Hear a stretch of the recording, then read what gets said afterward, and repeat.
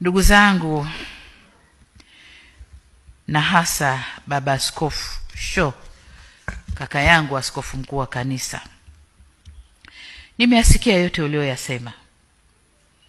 Nimeyasikia yote uliyoyasema kuhusu usalama, amani, umoja na mwendelezo wa taifa letu.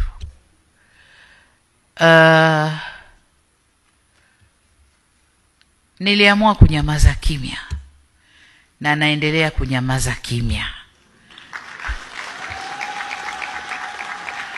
Nachotaka kuhakikishia, hakuna mwenye misuli na ubavu wa kuligawa taifa hili.